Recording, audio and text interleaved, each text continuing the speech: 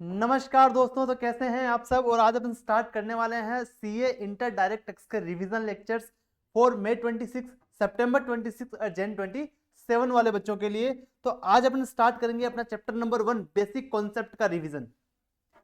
चलिए तो sir start करते हैं बिना किसी टाइम पास के। और सर अपन ने सबसे पहले इस चैप्टर में क्या पढ़ा था? अपन ने सबसे पहले इस चैप्टर में पढ़ा था सर प्रीवियस ईयर का इनकम असेसमेंट ईयर में टैक्सेबल होता है।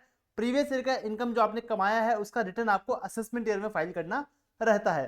तो यहाँ पे कुछ केस दे रखे हैं जहां पे आपको प्रीवियस ईयर के इनकम पे आपको प्रीवियस ईयर में ही टैक्स पे करना पड़ेगा। वो कौन कौन से वाले केस हैं देखो।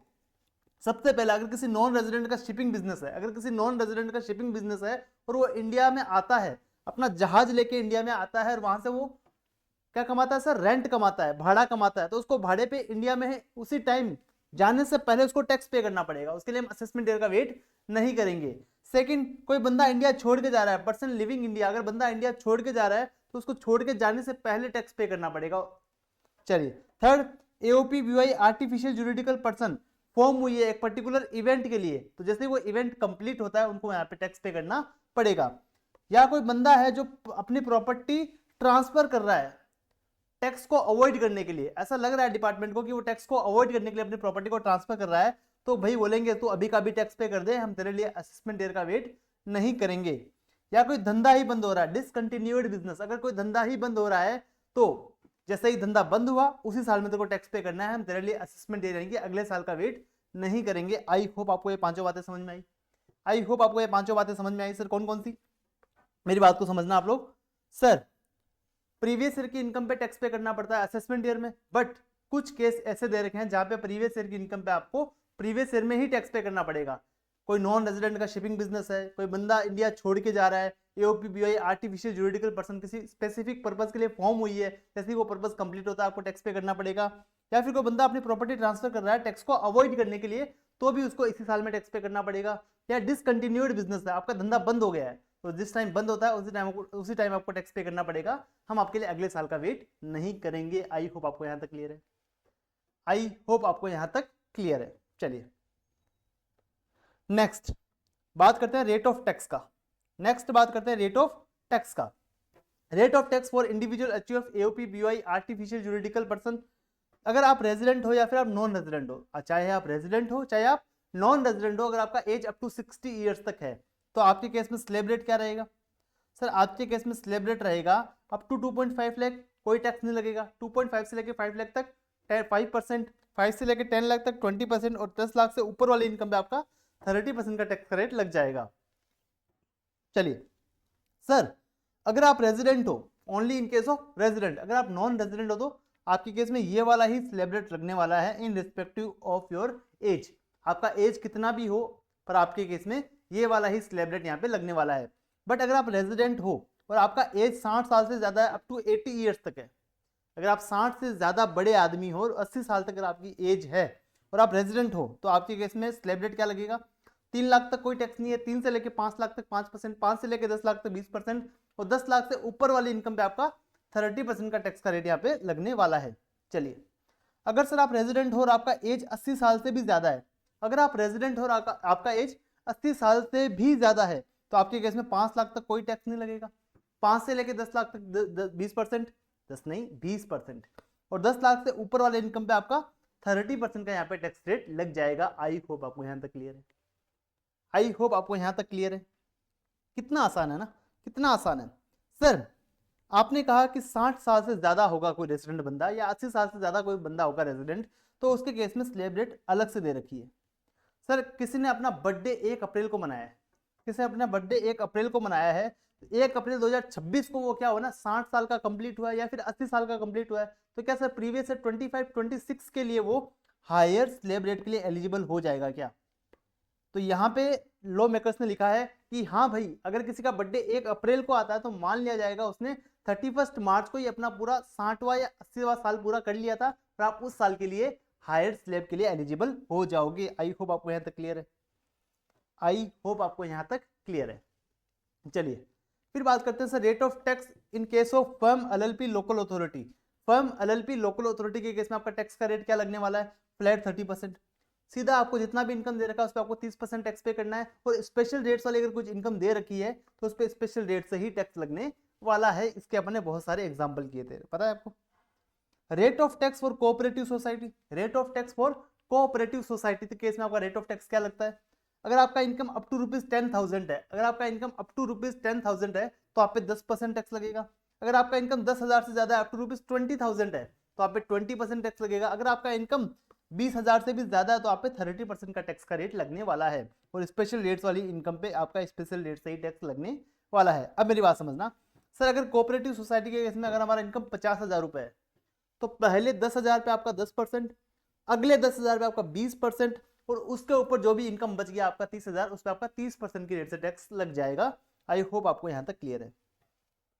फटाफट से इसको एक बार देख लेना, उसके बाद अपन आगे की बात करते हैं। चलिए इसको एक बार आप देख लेना, ठीक है, फटाफट से। Rate of tax for company, companies के लिए रेट ऑफ टैक्स क्या लगता है? तो आपको देखना पड़ेगा आप डोमेस्टिक कंपनी हो या फॉरेन कंपनी हो, आप डोमेस्टिक कंपनी हो या फॉरेन कंपनी हो। अगर आप डोमेस्टिक कंपनी हो तो आपको देखना पड़ेगा आपका प्रीवियस ईयर 23-24 में आपका टर्नओवर कितना है।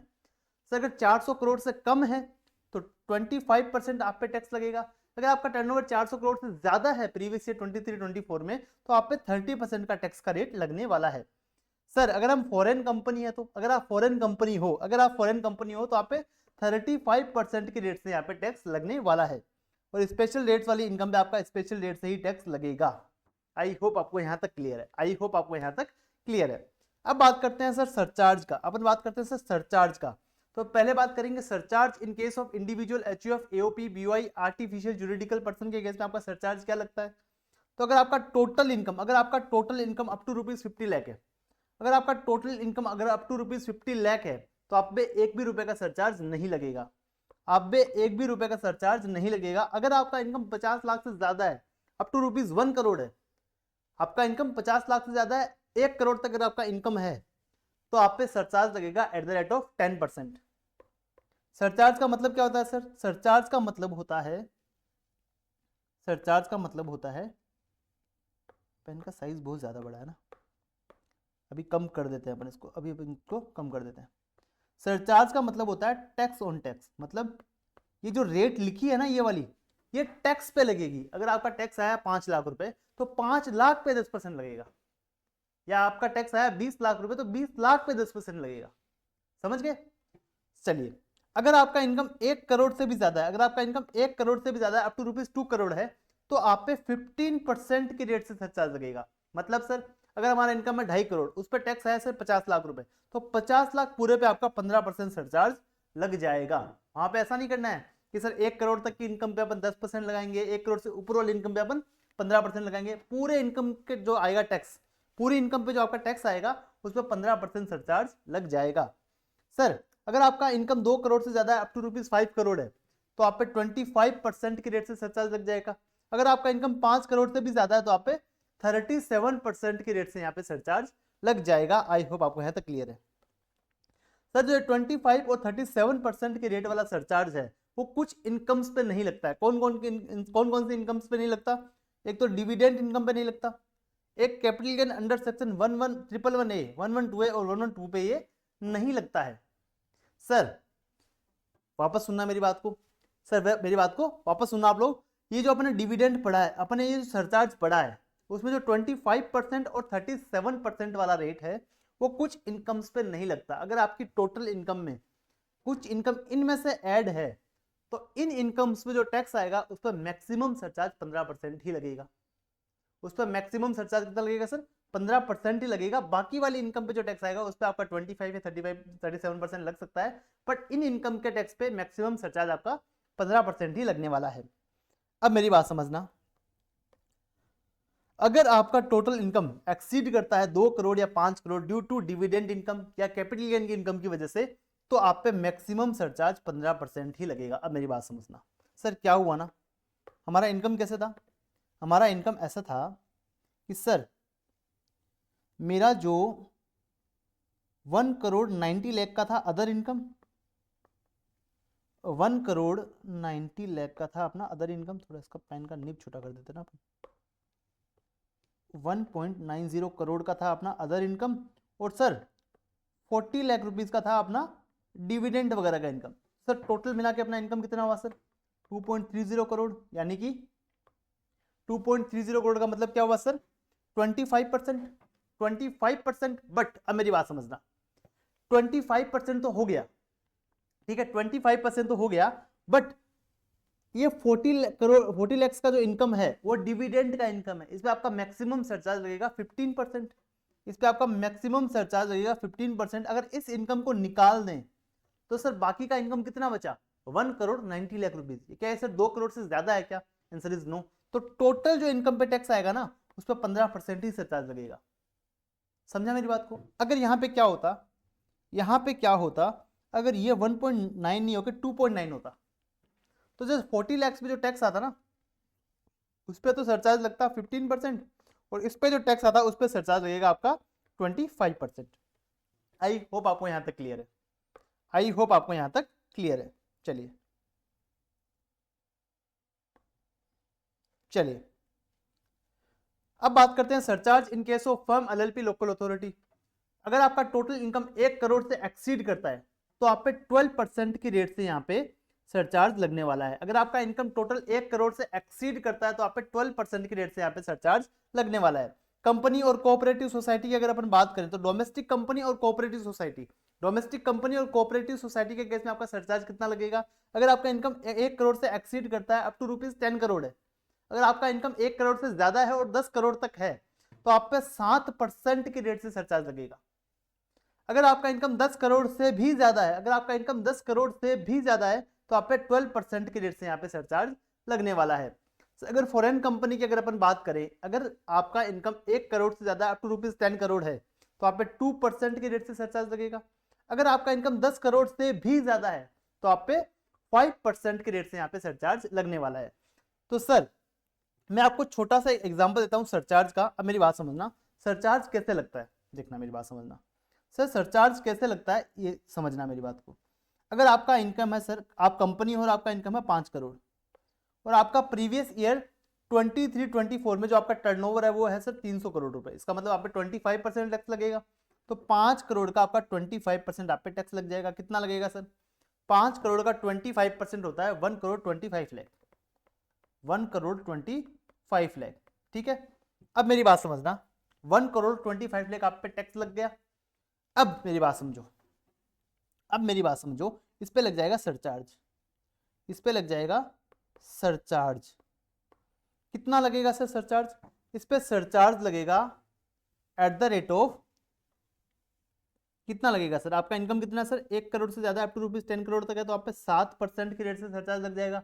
अपन मान के चल रहे हैं डोमेस्टिक कंपनी है तो इस पे 7% आपको सरचार्ज लगाना है। 1 करोड़ 25 लाख का 7% कितना होता है?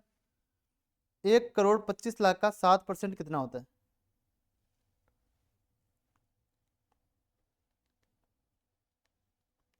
ये होता है सर 8,75,000। तो आपका टोटल जो टैक्स लाइबिलिटी कितना आएगा सर?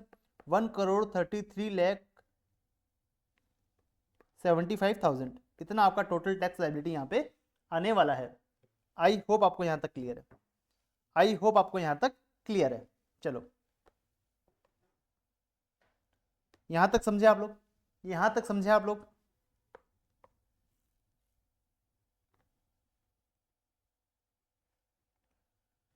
चलिए यहाँ तक आपको समझ में आया।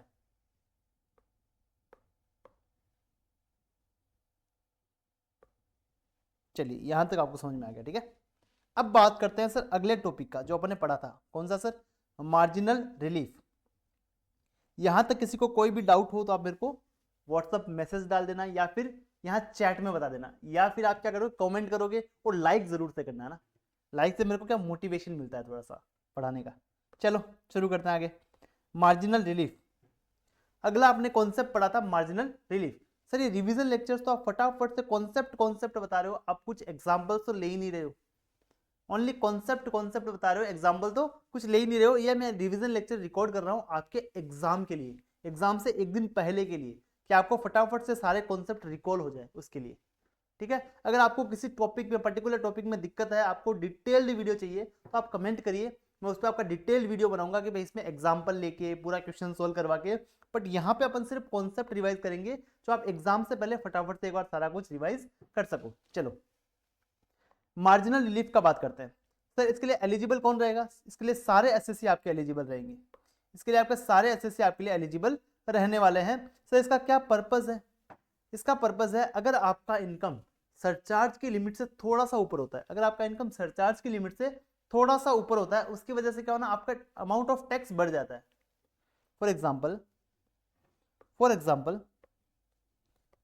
आपने 2 करोड़ 1 लाख रुपए कमाए और आप इंडिविजुअल बंदे हो जिसका एज 60 साल से कम है, तो आप पे कितना टैक्स आएगा? आप पे कितना टैक्स आएगा? आप कैलकुलेट करना है यहाँ पे। चलो कैलकुलेट करो फटाफट से एक बार। थोड़ा सा एग्जाम्पल भी ले लेते हैं अपन, थोड़ा सा अपन एग्जाम्पल भी ले लेते हैं यहाँ पे। आप पे टैक्स आएगा 58,42,500 प्लस 25% की रेट से सरचार्ज ऐड करने के बाद आपका अमाउंट आएगा 73,03,125 बराबर। सर अगर ये बंदा 2 करोड़ 1 लाख रुपए नहीं कमाता, ये सिर्फ ओनली रुपीज कितना कमाता सर? 2 करोड़ कमाता, तो इस पे कितना टैक्स आएगा? ये अगर सिर्फ 2 करोड़ रुपए कमाता तो इस पे कितना टैक्स आएगा? अगर ये 2 करोड़ रुपए टैक्स कमाता तो इस पे कितना टैक्स आएगा? इस पे टैक्स आएगा सर 58,12,500 और इस पे सरचार्ज लग जाएगा अपने 15% के रेट से बराबर। इस पे सरचार्ज लग जाएगा 15% के रेट से, तो ये लगाने के बाद अपना टैक्स आएगा सर 66,84,375। अब मेरी बात समझना, यहाँ पे क्या हुआ, इसने सर इनकम तो 1 लाख रुपए एक्स्ट्रा कमाया है, बट इसने टैक्स कितना एक्स्ट्रा पे किया है? इसने टैक्स एक्स्ट्रा पे किया है लमसम अगर अपन बात करें तो 6-6.5 लाख रुपए के आसपास, 6-6.5 लाख के आसपास, 6,18,000 रुपए 750, 6,18,750 ने एक्स्ट्रा टैक्स पे किया। मतलब इसने 1 लाख रुपए ज्यादा कमाया, उसकी वजह से इसका टैक्स कितना बढ़ गया सर? 6,18,750 रुपए से इसका टैक्स बढ़ गया।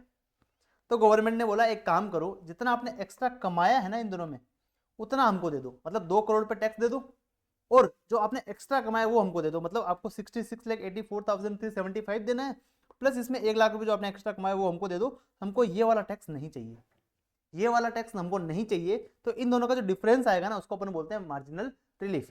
उसको अपन बोलते हैं मार्जिनल रिलीफ। मतलब अपने जितना टैक्स पे किया, और अगर ये कॉन्सेप्ट नहीं होता तो अपन को कितना पे करना पड़ता, उन दोनों का डिफरेंस अपना रहेगा मार्जिनल रिलीफ। आई होप आपको यहाँ तक क्लियर है। आई होप आपको यहाँ तक क्लियर है। तो सर अपन को मार्जिनल रिलीफ कब चेक करना रहेगा? अपन को चेक करना है जब आपका income little bit more than ₹50 lakh, 1 crore, 2 crore, 5 crore, 10 crore हो। मतलब आपका सरचार्ज की लिमिट से थोड़ा सा इनकम आपका ज्यादा हो, तो आपको मार्जिनल रिलीफ आपको चेक करना रहेगा। स्टेप्स की बात कर लेते हैं सर, कैसे चेक करोगे? स्टेप 1 में पहले आप क्या करोगे सर? आप टोटल इनकम पे टैक्स निकालोगे। यानी कि आपने यहाँ पे किया था 2 करोड़ 1 लाख पे आपने टैक्स निकाला था, वैसे आप टोटल इनकम पे टैक्स निकालोगे इंक्लूडिंग सरचार्ज। जो उसका एप्लीकेबल रेट है उससे आप सरचार्ज निकालोगे, उस पर कैलकुलेट करोगे। स्टेप 2 में आप क्या करोगे सर? नियरेस्ट लिमिट पे आप टैक्स निकालोगे। यहाँ पे अपने 2 करोड़ पे निकाला था, वैसे आप नियरेस्ट लिमिट पे आप टैक्स निकालोगे। ठीक है, before considering health and education cess, यहाँ पे भी before considering health and education cess. Step 3 में आप क्या करोगे? स्टेप 2 में जो अपना नियरेस्ट लिमिट पे जो टैक्स आया और जो अपने एक्स्ट्रा कमाया, वो दोनों मिला के अपन गवर्नमेंट को दे देंगे, तो अपन को टैक्स टू बी पेड आ जाएगा। अपन को कितना टैक्स गवर्नमेंट को पे करना है वो अपने पास आ जाएगा। और स्टेप 4 में मार्जिनल रिलीफ अपन को कितना मिल गया। अगर ये कॉन्सेप्ट नहीं होता तो स्टेप 1 में जो टैक्स आया वो अपन को गवर्नमेंट को पे करना पड़ता, माइनस ये कॉन्सेप्ट है इसकी वजह से अपन को स्टेप 3 में जो टैक्स आया वो अपन को पे करना पड़ा। तो इन दोनों का जो डिफरेंस आएगा वो अपना बन जाएगा मार्जिनल रिलीफ। आई होप आपको यहाँ तक समझ में आया। आई होप ये वाला कॉन्सेप्ट आपको यहाँ पे समझ में आया। चलिए अगला बात करते हैं sir rebate under section 87A का। अगला बात करते हैं रिबेट अंडर सेक्शन 87A का। तो सर गवर्नमेंट बोलती है अगर आप नॉर्मल रिजिम फॉलो करते हो, मतलब 2.5 लाख तक कोई टैक्स नहीं है, 2.5 से लेके 5 लाख तक 5%, 5 से लेके 10 लाख तक 20%, और 10 लाख से ऊपर वाले इनकम में आपका 30%। या फिर अगर आपका एज 60 साल से ज़्यादा है, आप रेजिडेंट हो, तो 3 लाख तक कोई टैक्स नहीं है। अगर आपका एज 80 ईयर से भी ज़्यादा है और आप रेजिडेंट हो, तो आपके केस में 5 लाख तक कोई टैक्स नहीं है, अगर आप वो वाला रिजीम फॉलो करते हो और आपका इनकम अप टू ₹5 लाख है, पूरे साल में आपने अगर टोटल इनकम आपका 5 लाख रुपए तक है, तब हम आपसे टैक्स नहीं लेंगे अगर आप रेजिडेंट इंडिविजुअल हो तो। 87A का रिबेट ओनली रेजिडेंट इंडिविजुअल को मिलता है। एग्जाम में ध्यान रखना, अगर वहां पे HUF लिखा आया तो आपको ध्यान देना है कि आपको रिबेट नहीं मिलेगा।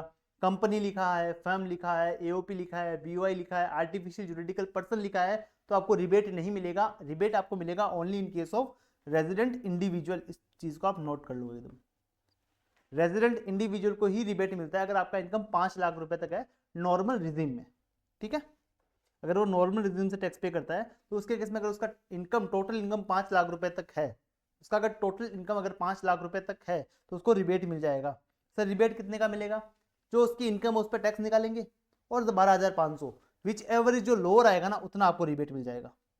विच एवरेज जो लोअर आएगा उतना आपको यहाँ पे रिबेट मिल जाएगा। चलिए सर, अगर आप 115 BSc फॉलो करते हो, अगर आप 115 BSc फॉलो करते हो जो आपका डिफॉल्ट टैक्स रिजीम है, अगर क्वेश्चन में कुछ ना दे रखा हो तो आपको इसी रिजीम से क्वेश्चन सॉल्व करके आना है। सर ये कौन सा रिजीम है, ये अभी अपन यहाँ पे रिवाइज करेंगे, ठीक है। अगर आप ये वाला रिजीम फॉलो करते हो तो गवर्नमेंट बोलती है आपकी 12 लाख तक जो इनकम है, 12 लाख तक अगर आपकी इनकम है तो हम आपको रिबेट देने के लिए तैयार है। यहाँ पे 5 लाख था, यहाँ पे आपको 12 लाख तक की इनकम पे आपको रिबेट मिल जाएगा। और रिबेट कितना मिलेगा सर?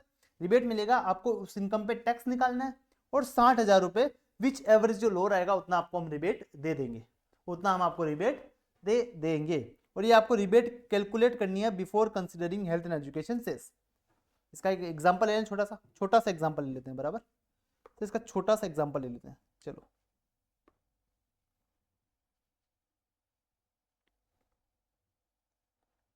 सर आपने बोला था एग्जाम्पल अभी नहीं कर रहे, पर कर लेते हैं ना थोड़ा बहुत। एग्जाम से पहले थोड़ा एग्जाम्पल भी हो जाना चाहिए, बराबर। एग्जाम से पहले एग्जाम्पल भी हो जाना चाहिए। चलो, आप क्या कर रहे हो, नॉर्मल रिज्यूम से टैक्स पे कर रहे हो और आपका इनकम है सर 4,80,000, तो आपको टैक्स निकालना है और आपका एज 60 से कम ही है, ठीक है। तो सर 2.5 लाख तक कोई टैक्स नहीं है, नील हो गया।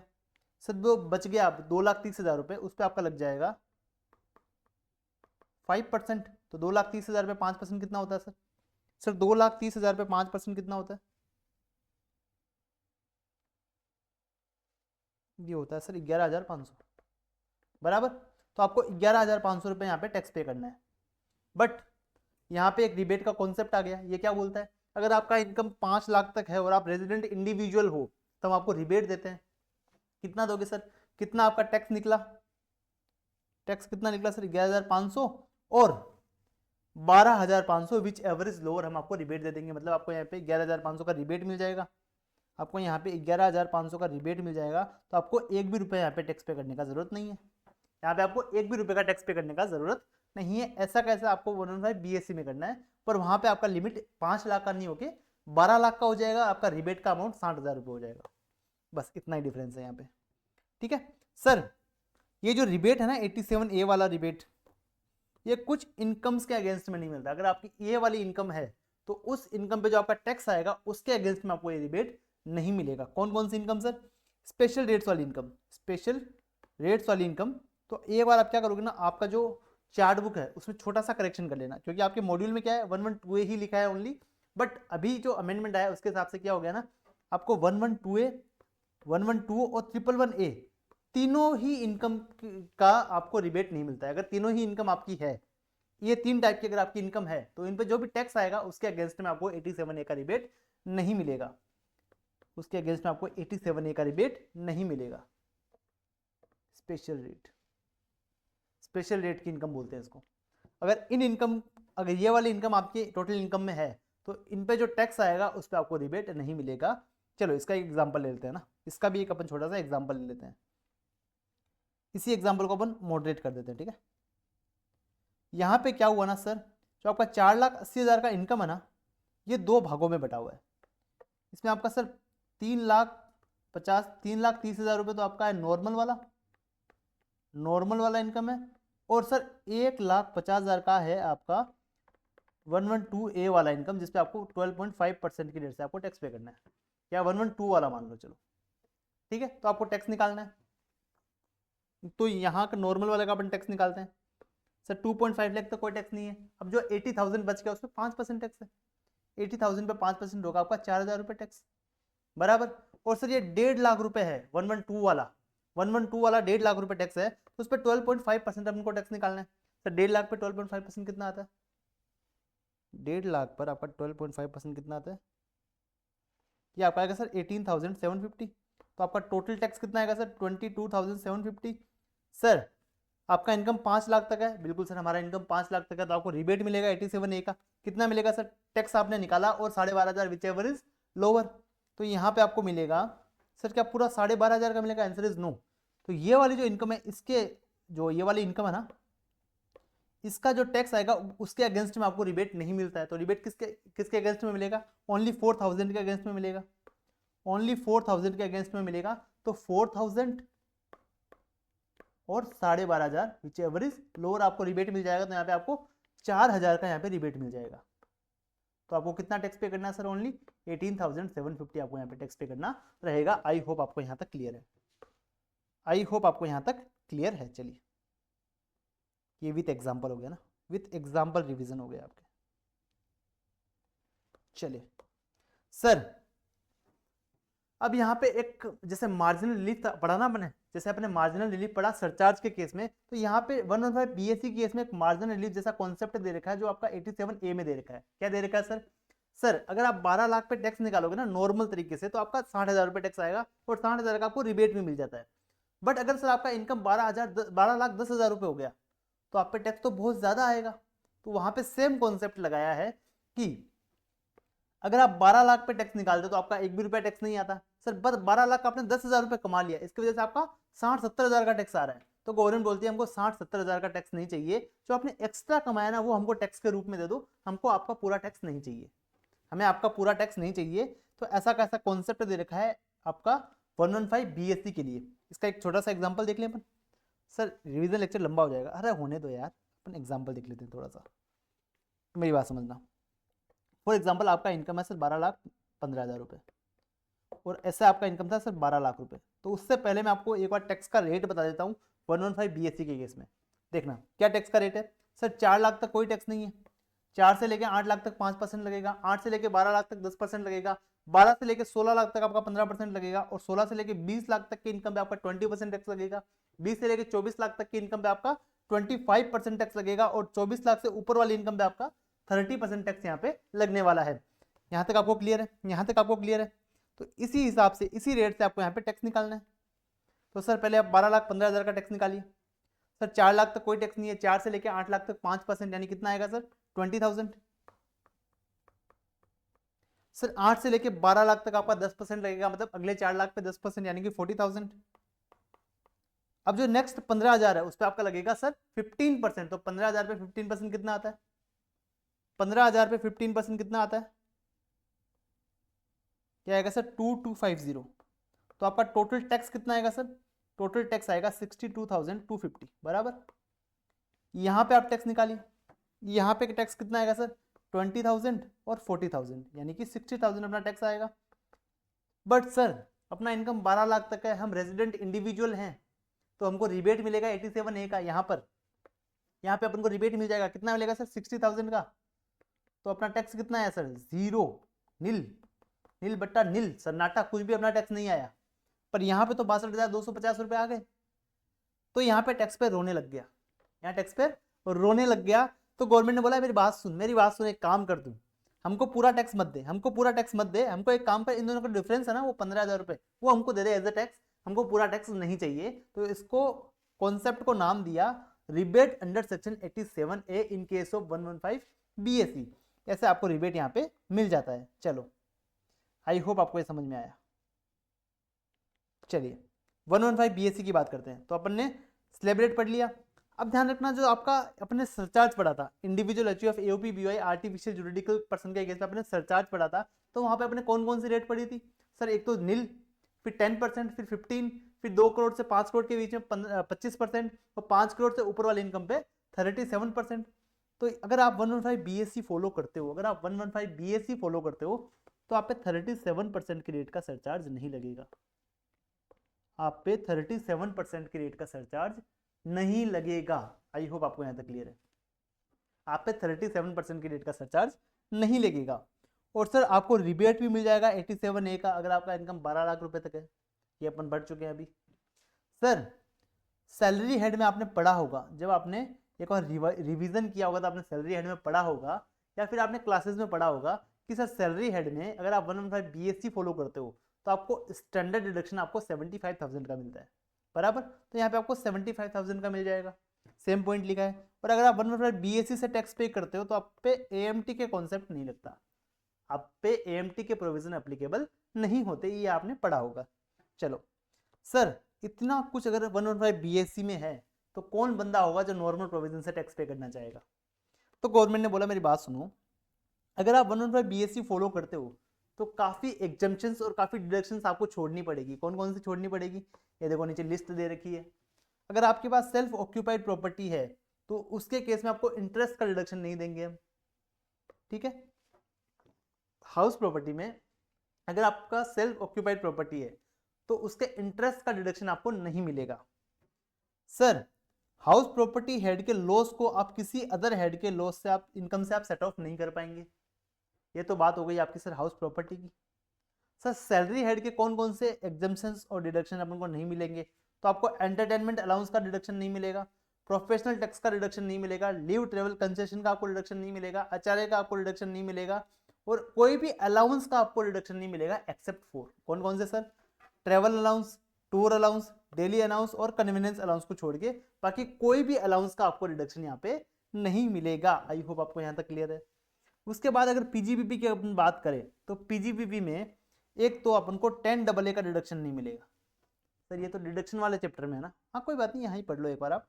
10AA का आपको 80Z वाला आपको डिडक्शन नहीं मिलेगा, एडिशनल डेप्रिसिएशन आपको नहीं मिलेगा, टी कॉफी रबर वाला डिडक्शन मिलता है 33AB में, वो आपको नहीं मिलेगा, 33ABA का आपको डिडक्शन नहीं मिलेगा, साइंटिफिक रिसर्च वाला आपको डिडक्शन नहीं मिलेगा। सर साइंटिफिक रिसर्च में ध्यान रखना, अगर अपने इन हाउस रिसर्च करवाया है, अगर अपने इन हाउस रिसर्च करवाया है उसका रिडक्शन आपको मिल जाएगा, पर जो आपने बाहर से रिसर्च करवाया उसका आपको रिडक्शन यहाँ पे नहीं मिलेगा।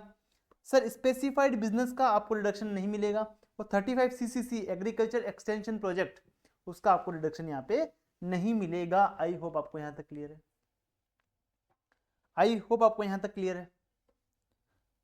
Allowance against income of minor, जो 1500 रुपए का आपको रिडक्शन मिलता है ना अदर सोर्सेज में, अगर आपकी माइनर की इनकम आपके हाथ में क्लब होती है तो आपको 1500 रुपए का डिडक्शन मिलता है, वो आपको नहीं मिलेगा। और MP-MLAs का जो अलाउंस मिलता है MP-MLAs को, वो उनके हाथ में एग्जेम्प्ट होते हैं 1 सेकेंड, वो उनके हाथ में एग्जेम्प्ट होते हैं, वो भी आपको उसका डिडक्शन नहीं मिलेगा।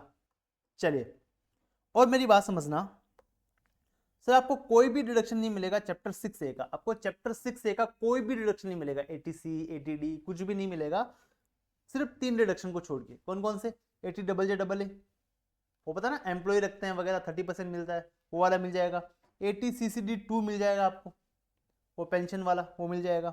ATCCH2 अग्निवीर वाला वो आपको मिल जाएगा। इसके अलावा आपको कोई भी डिडक्शन यहाँ पे नहीं मिलेगा। आई होप आपको यहाँ तक समझ में आया।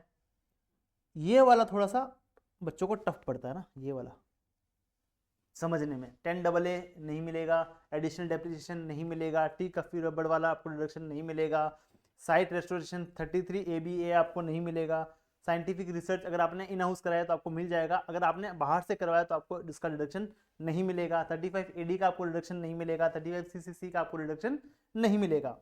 सर मान लो मैं बहुत बड़ा मनमोजी आदमी हूँ, ठीक है, कैसे सर, मैं इस साल में तो 115 BSc फॉलो करता हूँ, अगले साल में मैं नॉर्मल प्रोविजन से टैक्स पे करता हूँ।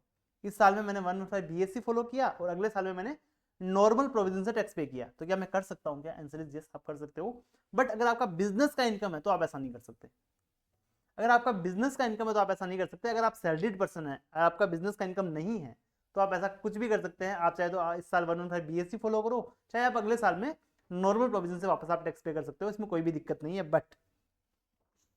बट अगर आपका बिजनेस का इनकम है, अगर आपका ITR में आपका बिजनेस का इनकम जाता है और आपने एक बार 115 BSc फॉलो कर लिया, अगर आपने एक बार 115 BSc फॉलो कर लिया तो आपको फिर 115 BSc में ही टैक्स पे करना पड़ेगा, आप कभी उससे निकल नहीं पाओगे। देखो क्या लिखा है, SSC can pay tax under normal provision और 115 BSC in any previous year as per their choice, जैसा उनको अच्छा लगे वैसा उससे रिटर्न भर सकते हैं। But if assessee having business और professional income then once he opt 115 BSC then he have to follow 115 BSC, तो उसको 115 बीएससी ही फॉलो करना पड़ेगा। अगर उसने वॉयलेट किया, अगर उसने नहीं भरा 115 बीएससी में अगले सालों में कोई रिटर्न, तो वो कभी भी जिंदगी में कभी भी 115 बीएससी में अपना रिटर्न नहीं भर सकता, कभी भी नहीं भर सकता फिर। ठीक है, आई होप आपको यहाँ तक समझ में आया। और इसमें भी ध्यान रखना जो आपकी स्पेशल रेट्स वाली इनकम है वो स्पेशल रेट से ही टैक्सेबल होगी, वो आपका स्लैब रेट से या फिर इस स्लैब रेट से वो टैक्सेबल नहीं होने वाली। आई होप आपको यहाँ तक क्लियर है। चलिए अगली बात करते हैं सर एग्रीकल्चर इनकम का। एग्रीकल्चर इनकम की अपन यहाँ पे बात करते हैं। सर एग्रीकल्चर इनकम अपना एग्जेम्प्ट है। सर एग्रीकल्चर इनकम अपना क्या है सर, एग्जेम्प्ट है, उस पर टैक्स नहीं लगता। यहाँ पे ग्रीन में लिख दो एग्जेम्प्ट, थोड़ा कलर थोड़ा इसका, यहाँ पे ग्रीन में लिख दो एग्जेम्प्ट, बिल्कुल एग्रीकल्चर इनकम अपना एग्जेम्प्ट है। सर तो एग्रीकल्चर इनकम बोलते किसको है, एग्रीकल्चर इनकम अपन बोलते किसको है? तो अगर आपका कोई खेती का जमीन है, आपने उसको रेंट पे दे दिया, उससे जो भाड़ा आ रहा है उसको अपन एग्रीकल्चर इनकम बोलेंगे। सर आपने कोई एग्रीकल्चर प्रोड्यूस बेच दिया, आपने गेहूं उगाया, चावल उगाया, चना उगाया, वो बेच दिया, तो वो भी आपका एग्रीकल्चर इनकम माना जाएगा। अगर आपका खेत में कोई बिल्डिंग खड़ा है या फिर कोई वेयर हाउस बना हुआ है, वहां से उसको रेंट पे देने से आपको कुछ भाड़ा मिला है, तो वो भी आपका एग्रीकल्चर इनकम माना जाएगा। या फिर आपको नर्सरी से कोई इनकम हुआ है, आपने नर्सरी होम चलाते हो आप, वहां पे आपने पौधे वगैरह उगा के उसको बेचा है, तो वो भी आपका इनकम एग्रीकल्चर इनकम माना जाएगा। पर सर एग्रीकल्चर प्रोड्यूस के लिए कुछ पॉइंट्स लिखे हुए हैं, देखो मेरी बात को समझना। अगर आप एग्रीकल्चर प्रोड्यूस को जैसा उगाते हो, फटाफट से उसको काटा, वो बेचने की कंडीशन में आया, आपने उसको बेच दिया, तो वो सारा का सारा इनकम आपका एग्रीकल्चर इनकम होगा। बट आपने उस पर क्या किया ना, फर्दर प्रोसेस किया, आपने उस पर फर्दर प्रोसेस किया। कैसे सर, कैसे किया आपने? आप क्या कर सकते थे ना, आपने गेहूं की फसल काटी, आप सीधा गेहूं मार्केट में बेच सकते थे, बट आपने गेहूं मार्केट में नहीं बेचा, आपने उसका आटा बना के बेचा। आपने मार्केट में गेहूं नहीं बेचा, उसका आटा बना के बेचा। तो आपने जब आटा बना के बेचा तो वो आपका ओरिजिनल प्रोडक्ट नहीं रहा जो आपने खेत में उगाया था। ओरिजिनल प्रोडक्ट तो क्या था सर, गेहूं था, आपने उसका आटा बना के बेचा। तो आपको उसमें बाइफ्रिकेट करना पड़ेगा, कितना आपका एग्रीकल्चर इनकम है और कितना आपका बिजनेस का इनकम है। तो कैसे बाइफ्रिकेट करोगे आप?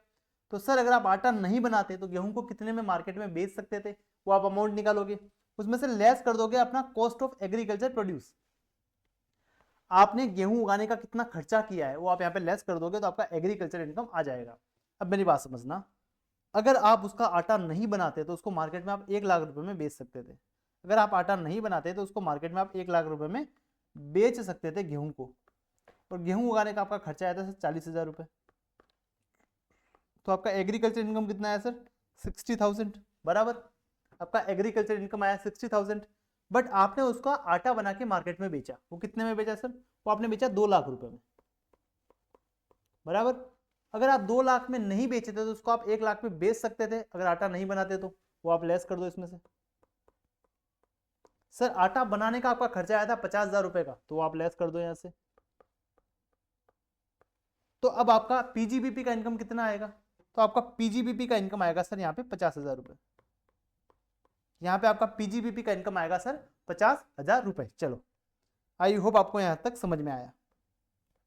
सर अगर आप individual achieve AOP BY artificial juridical person हो, अगर आपका एग्रीकल्चर इनकम पूरे साल का 5,000 रुपए से ज्यादा है और आपका नॉन एग्रीकल्चर इनकम आपका बेसिक एग्जम्पशन की लिमिट से ज्यादा है, यानी कि 2.5 लाख से 3 लाख से 5 लाख से, या फिर अगर आप 115 बीएससी फॉलो करते हो तो उसके केस में अगर आपका इनकम कितने से ज्यादा सर 4 लाख से ज्यादा है, तो आपके केस में टैक्स लायबिलिटी आपको कैसे निकालनी है? सर वहां पे भी आपका एग्रीकल्चर इनकम तो वैसे एग्जेम्प्ट ही रहता है, बट उसको आपको टैक्स कैलकुलेशन में आपको लेके आना पड़ेगा, आपका टैक्स का अमाउंट बढ़ जाएगा। कैसे कैलकुलेशन दिया है गवर्नमेंट ने, मेरी बात को समझना आप लोग। तो आपको कब चेक करना है सर, अगर आप individual HUF AOP BY artificial juridical person हो, आपका एग्रीकल्चर इनकम 5,000 रुपए से ज्यादा है और आपका नॉन एग्रीकल्चर इनकम आपका बेसिक एग्जम्पशन से ज्यादा है, तो आपका टैक्स का कंप्यूटेशन कैसे होगा? पहले आपको एग्रीकल्चर और नॉन एग्रीकल्चर इनकम पे दोनों को जोड़ के आपको टैक्स निकालना है एज पर नॉर्मल प्रोविजन।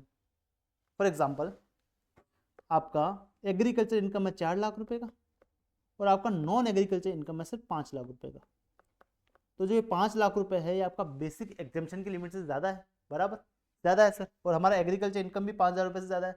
तो दोनों को जोड़ के आप 9 लाख पे टैक्स निकालोगे एज पर नॉर्मल प्रोविजन। अगर आप 2.5 लाख वाला स्लैब फॉलो करते हो तो उससे निकालोगे। अगर आप 115 BSc फॉलो करते हो तो 4 लाख तक कोई टैक्स नहीं है, 4 से लेकर 8 तक 5%, 8 से लेकर 12 तक 10%, वैसे आप टैक्स निकालोगे। इसका आपको टैक्स निकालना है, आपने टैक्स निकाल दिया, ठीक है। फिर आप क्या करोगे सर, एग्रीकल्चर इनकम और बेसिक एग्जामिशन को जोड़ के टैक्स निकालोगे। फॉर एग्जांपल आपने 115 BSc फॉलो किया था तो एग्रीकल्चर इनकम कितना था सर आपका, 5 लाख रुपए, नहीं सॉरी 4 लाख रुपए। तो 4 लाख प्लस बेसिक एग्जामिशन का लिमिट 4 लाख रुपए, यानी कि आपको 8 लाख पे टैक्स निकालना है। तो यहाँ पे जो टैक्स आया एग्री प्लस नॉन एग्री वाले पे, तो उसमें से आप agriculture income plus basic exemption को जोड़ के जो टैक्स आएगा ना उसको आप यहाँ पे लेस कर दोगे तो आपका नेट टैक्स पेबल आ जाएगा। आपका नेट टैक्स पेबल आ जाएगा, उसमें आप ऐड कर दोगे 4% हेल्थ एंड एजुकेशन सेस, तो आपका यहाँ पे टैक्स लायबिलिटी आ जाएगा। आई होप आपको यहाँ तक क्लियर है, आई होप आपको यहाँ तक क्लियर है। चलो उसके बाद अपन बात करते हैं सर टी कॉफी रबर के केस में क्या है सर, ये भी इसकी भी तो खेती होती है ना, ये भी तो आपका एग्रीकल्चर इनकम है। पर गवर्नमेंट ने क्या किया ना, इनके केस में आपको स्पेसिफिक परसेंटेज दे दिया है कि भाई अगर इनसे आपने पैसा कमाया तो इतना इनकम आपका एग्रीकल्चर माना जाएगा और इतना इनकम आपका बिजनेस इनकम माना जाएगा। उन्होंने आपको स्पेसिफिक एक फॉर्मूले टाइप में दे दिया है। देखो मेरी बात समझना, अगर आप टी कॉफी रबर की खेती करते हो तो आपके केस में अगर आप टी में एंगेज्ड हो, growing and manufacturing of T में एंगेज्ड हो, तो आपके टोटल इनकम का 60% आपका एग्रीकल्चर इनकम माना जाएगा और 40% आपका बिजनेस का इनकम माना जाएगा। अगर आप growing and manufacturing of coffee में एंगेज्ड हो, ओनली ग्रो एंड क्रू करते हो, उसको ग्रो एंड क्रूड करते हो, तो आपका 75% इनकम आपका एग्रीकल्चर इनकम माना जाएगा और 25% आपका बिजनेस का इनकम यहाँ पे माना जाएगा। अगर आप growing and manufacturing of coffee में एंगेज्ड हो और आप ग्रो करते हो, उसको क्रूड करते हो, रोस्ट करते हो, ग्राउंड करते हो, तो आपका 60% इनकम आपका एग्रीकल्चर होगा टोटल इनकम का और 40% आपका बिजनेस का इनकम माना जाएगा। अगर आप growing and manufacturing of rubber में एंगेज्ड हो, अगर आप growing and manufacturing of rubber में एंगेज्ड हो, तो आपका 65% टोटल इनकम का आपका एग्रीकल्चर इनकम माना जाएगा और 35% आपका बिजनेस का इनकम यहाँ पे माना जाएगा, ठीक है। और ये बाइफिकेशन आपको कब करना है सर, फॉर एग्जाम्पल आपको बिजनेस साइड में पता है 33AB में क्या मिलता है ना, इसका डिडक्शन मिलता है टी कॉफी रबर के केस में। तो वो सारा डिडक्शन लेने के बाद, सारा डेप्रिसिएशन क्लेम करने के बाद जो इनकम आता है आपका इस बिजनेस में, उसका आपको ये 2 बाइफिकेशन करना है कि भाई इतना परसेंट मेरा एग्रीकल्चर इनकम है और इतना परसेंट मेरा बिजनेस का इनकम यहाँ पे रहने वाला है। सर डेप्रिसिएशन आपको सारी एसेट्स पे निकालना है, वो अपन पीजीबीपी में देख लेंगे। अब मेरी बात समझना, ये 2 एग्जम्पशंस लिखे हुए हैं यहाँ पे। एग्जम्पशन क्या मतलब, इन पे आपको टैक्स नहीं पे करना है। अगर आप किसी HUF में मेंबर हो, any amount received by member from HUF is exempt in the hands of member because this amount taxed in hands of HUF।